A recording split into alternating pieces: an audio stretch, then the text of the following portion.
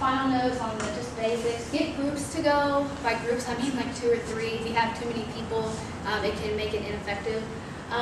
Have socials afterwards. So if you go out and you have time after Sidewalk counseling, it's good just to kind of either just sit with each other for a couple minutes, reflect on everything, maybe go out and get a cup of coffee.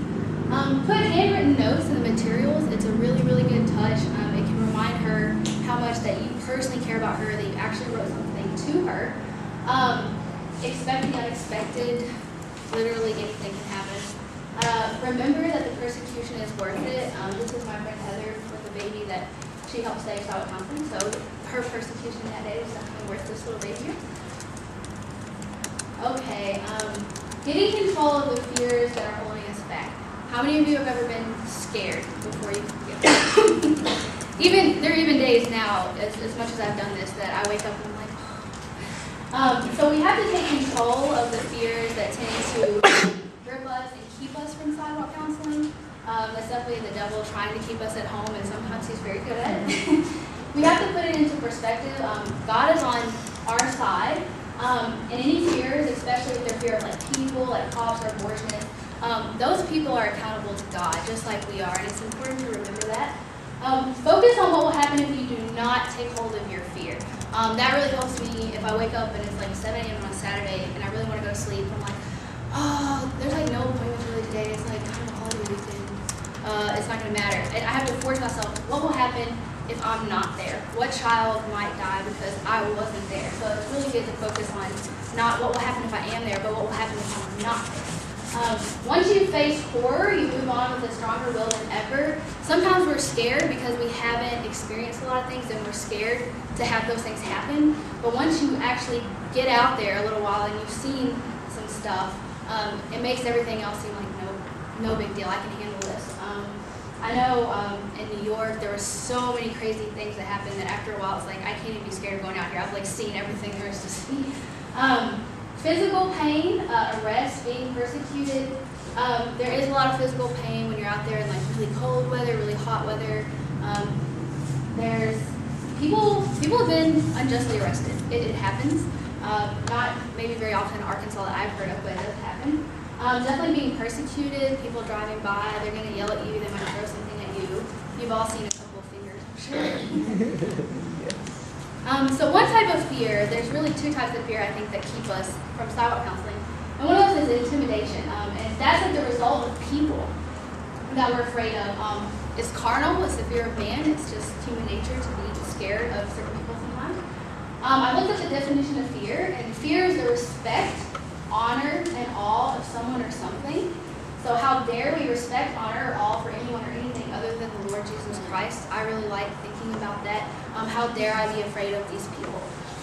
We are wearing the armor of Christ, so we might feel scared to be out there by ourselves, but it's important to remember that we're not by ourselves. Jesus is with us, and he's definitely going to protect us. Internal fear. Most of this fear is unfounded, is untrue, but it's good at keeping us at home. Do you guys have an example of that, like something that, like internally, that might keep you? Like for example, feeling like you're not a very effective sidewalk counselor. Like, I've been out there 5 times, I've never helped save a baby that I know of, so why should I even try? Stuff like that. So we need to let that go, and we need to say we're going to walk out there as children of God to the end of his camp. We're going to stand for righteousness, and we're going to let the Lord do it and let our light shine. I really like this Bible book from Deuteronomy. Today you are on the verge of battle. Do not let your heart faint. Do not be afraid and do not tremble or be terrified, because our God goes before us. He's the captain of our army, and we can always have victory in him.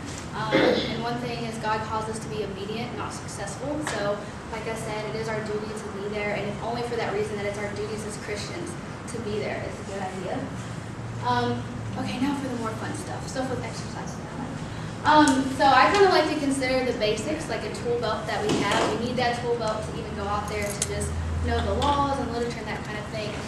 But when it actually comes to talking to women and having certain skills, those are actually what I consider the tools that you put in your tool belt, and over time those tools get better and better and better. And so we're going to learn a few things. So one thing that's really important to actually helping her is to actually understand yourself.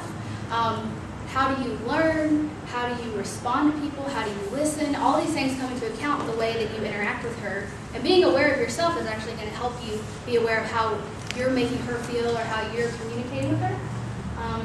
So I want to focus on how we listen first. So verbal expressions are the richest source for understanding. Our face can give away everything.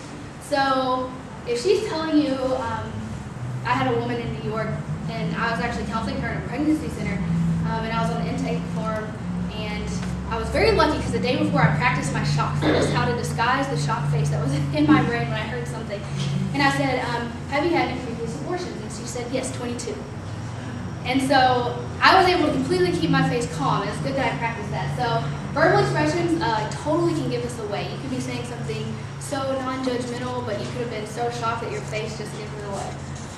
People talk at 100 to 150 words per minute, but we can listen at twice that rate, which tells me that we should listen twice as much as we talk. Nothing is really communicated without listening, so definitely the most important thing when talking to her is actually to listen. Okay, so what is your listening style? We all have habits of listening, and this is where we get to have exercises and have fun.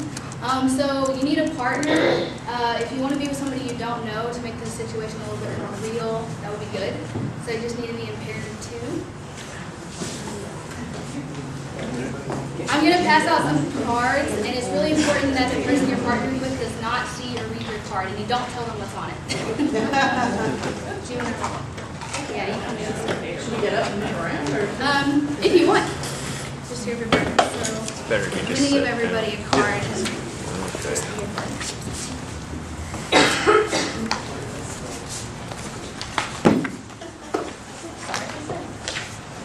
I got the ace of spades. Make sure we have enough.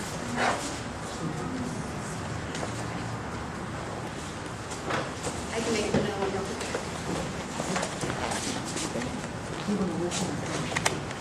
I think I'm gonna turn off for now.